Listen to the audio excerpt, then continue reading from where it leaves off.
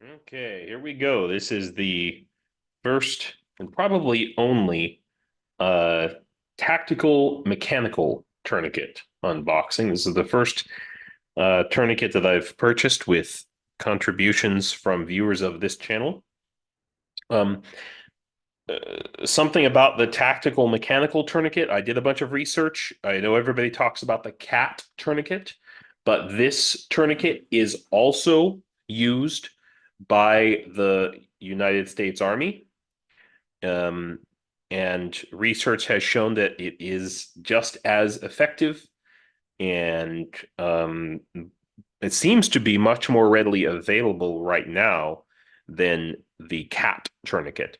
First thing that I noticed, having used a lot of cat tourniquets and trained on cat tourniquets, is that this tourniquet is much wider. Okay, now that could have a difference in terms of how how much pressure you have to use to pull it tight, but it could also have the benefit of spreading that pressure across more of your skin, across more of your flesh, perhaps causing less damage and less pain. That's theoretical. According to the research that I've read, and also in the community section of my channel, I'm going to give a link to some of the research that I did, some of the papers. Not research that I myself did, but that I studied before I purchased this. So I'm glad that I did not cut my nails today like I was planning yet, because I don't have to get my knife to open this up. Now, these don't need to be hemostatic. They don't need to be sealed in any way. In fact, it's better if they're not. So I'm going to just open it up. And this is my first time ever touching a tactical mechanical tourniquet. And so looking on it here, let's take a look at there we go, the serial number, see if I can get that in focus. There we go. No, apparently I cannot. I guess that date on there must be like the date that it's good till.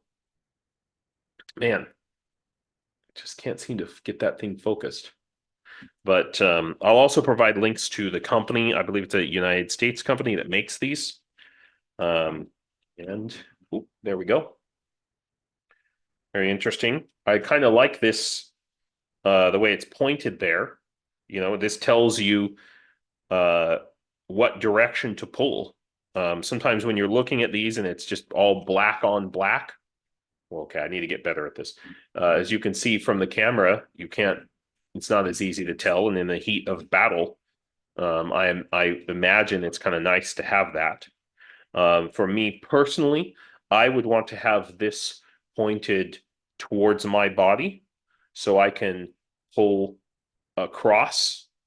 So this tab I can pull across when I'm tightening it down if I need to put it on by myself. And that's a big part of this. Another interesting thing, look at that. On the cat tourniquet, this is flat. I think. But it's much smaller too. That's the other thing. On the cat tourniquet, whatever hard, are there any hard pieces? I don't remember there being really hard pieces. If there are hard pieces, yeah, I guess there are, but they're smaller. God, now I'm trying to think. I ought to do a comparison, a side-by-side comparison. Unfortunately, I don't think I'm going to have the chance to do that. All of this mechanism here, I'm sorry, the contrast could be better here, but all of this mechanism, there you go. Now you can see it. This is all pretty much the same. There we go. This is all pretty much the same. I'm not going to put this on because one of the things, this tourniquet, I'm guessing because it's pretty rare here in Ukraine, I'm guessing that this is probably going to be used for training. Because my guess would be that due to the shortage of cat tourniquets that seems to be in Ukraine, these might start to become more common and more popular. And I'm considering, I was talking about sending this to the first battalion, the first combat battalion with the rest of the tourniquets, but maybe on second thought, maybe what I ought to do is send this to the training battalion so they can keep it as for the purpose of training. Here, let me see if I can get this closer to the camera. This clip is very interesting. So this is where you would, after you've twisted this thing so many times, okay, get that out of the way. After you've twisted this thing so many times, you would slide this in, and it would go under there like that, I imagine. Yeah. Yeah, and slide into place. No, apparently not. That is tough to do.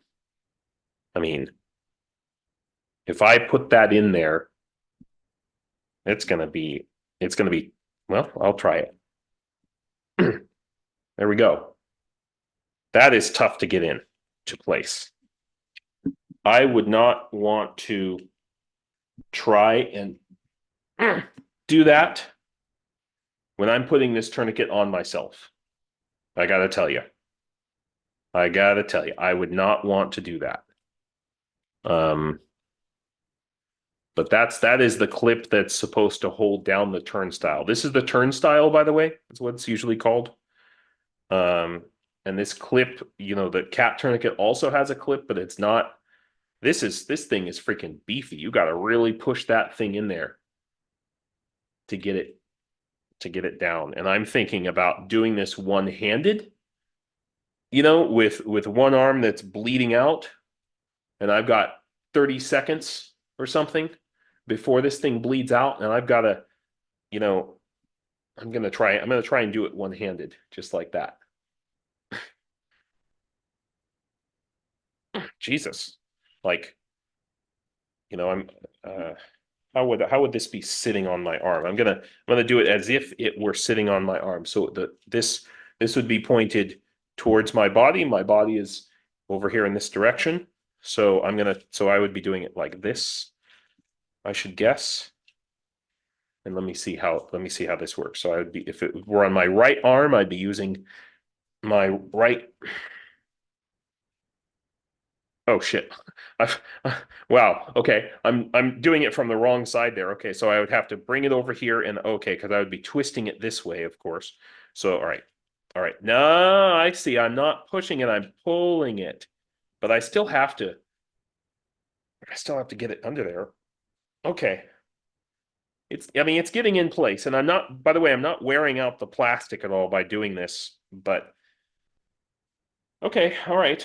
It's there. It's not going to come off. It's not going to come undone.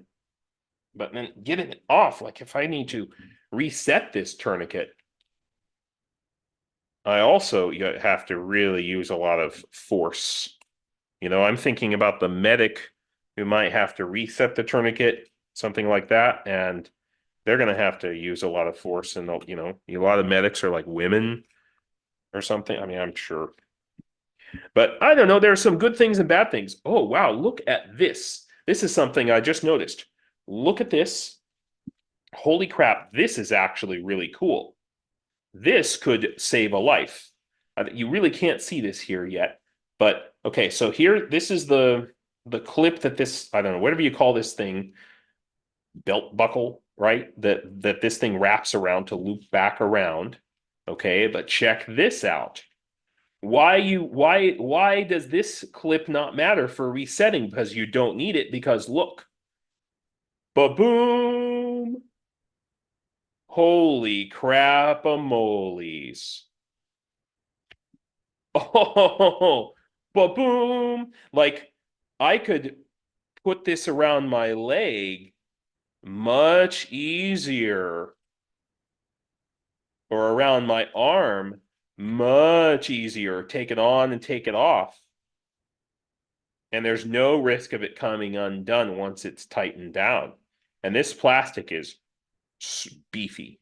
This plastic is sturdy. It's not even in cold weather. Now that makes a lot of difference right there. I think, in my mind. So So I don't know, guys. Good and bad. Obviously, it comes with a big packet of directions, which, uh, if all else fails, read the directions. Um, I will just kind of, I just want to look at, I'm thinking about a soldier opening this up for the first time. Maybe they've never seen one of these before. What are they going to see? And I don't know. Looks like pretty clear pictures to me. You know, pretty clear instructions. 1, 2, 3, 4, 5, 6. And you see, look at number 2. On number 2 there, they have, so you can kind of already have this thing partially tightened. So when you have it, sorry, there, when you have it like this, okay, it can be already partially tightened to where you want it to go, and then you put this clip on, and then this pull that you do here, this is just the finishing touch to really get it tightened down. So in my mind, that might be a lot faster. If I mean, I'm thinking about but could I do it one-handed? Right? That's the question. If I've got it on, like, let's pretend this is my arm, right? My arm's dead, and this thing, I've got to, yeah, okay. So I've got it one-handed here. I'm gonna just try it. Pretend like, obviously I'm not gonna put a tourniquet on this part of my limb. It's just this is where I have the camera aimed. So without moving the camera around, I'm going to pretend like this is my upper arm. All right. So just stay with me here. So here we go. So I'm going to do like this, and then I'm going to come in like that, and then give it a yank. I mean, in theory, that's actually pretty doable. I could, what's the other way I could do it? I still kind of have to wrap, either way, I still have to slide it in, wrap it around, slide it under. But the main thing is with the cat tourniquet, okay, with the cat tourniquet, you have to feed it through this loop.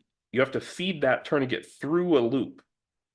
And I'm sorry, when I'm freaking passing out from blood loss, this to me seems a heck of a lot easier. Sorry, there, try to keep it in the camera. This seems a heck of a lot easier than and then just pull. But I don't know. To each their own. To each their own. I guess I'm kind of starting to like this thing better. So let's just take another look at the directions here and see if we are actually following the directions the way they said. Okay, so it's 1, 2, and yeah, one-handed operation instructions. Pretty cool. I guess if I'm going to read the instructions for one-handed, I should just do it one-handed, right? So there we go. There we go. In theory, I don't know. I wish that picture was not on the fold, but I'm picturing myself trying to let's hope, let's hope if you are in a position where you need to use a tourniquet on yourself, you've been trained with that specific tourniquet. My God. But fucked up things happen in life, right? So that's the one-handed directions, and then on the flip side, that is the two-handed directions. Two-handed directions are kind of easier to read. So if you had to apply this on your leg, then it's kind of nice. I kind of like it better. I don't have to with a cat tourniquet, I have to anyway. I'm beating a dead horse. Sorry about that. So that is my great unboxing of the tactical medical tourniquet. And you guys in the comments, viewers, especially those of you who have contributed, and the one person who actually bought this, whose name I will not announce, I will be messaging him and asking him what he thinks, because it's his money bought this thing. So you tell me, should I give it to the training battalion? Okay, now I have to figure out how to fold it up the way it was. Okay, I'll work on that. Should I give it to the training battalion for training with, or should I give it to the combat battalion? Tell me in the comments what you think, please. And we'll talk about this also in our live stream tomorrow, because I'm not gonna send this right away until we make a decision on that. Because it's just one tourniquet. I've got, what have I got? 12 or 13 other tourniquets that need to be ordered, and I'm not going to order this one from Israel again. So the rest of them will most likely be cat tourniquets. Anyway, that's all. Thank you very much. Slava Ukraine, and do побачення.